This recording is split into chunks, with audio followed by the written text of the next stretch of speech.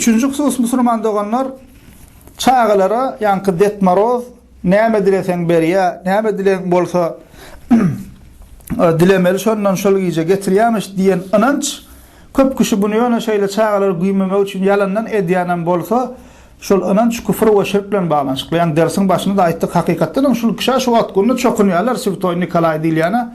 Yankı detmarozyň asly bolan, asly şonu misallanlar, ýani kişi çokunulýar kiliselerde, çerkiflerde. O insan çağajyklara şu detmaroz getirýär, detmaroz berýär, şondan dilemeli diýip öwretmeklik musulmanlygyňlar şirk, Allahdan gaýrysyndan dilemeklik, öwretmeklik şirk adamy dinden çykarýar. Sen musulman, sen çağaňa ilki bilen tawhid öwretmeli. Ey çağam, ey balam, näme dilesen Allahdan dile diýmeli. Türkmen näme diýär? Çöp baş gymylamaz we Allahyň ursaty bolmasa, hemme zat Allah Taala gelinde diýmeli.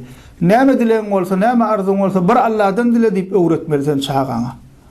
O yalandan o bir yalandan detmaroz olup ýene öz pulundan sowgat alyp onam detmaroz getirdiýmek bir küfür we yalan batyl inanç.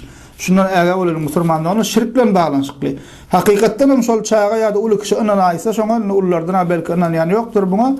Emma çağalardan şoňa meňdeşatlar inandyrmak şirk bolupdyr.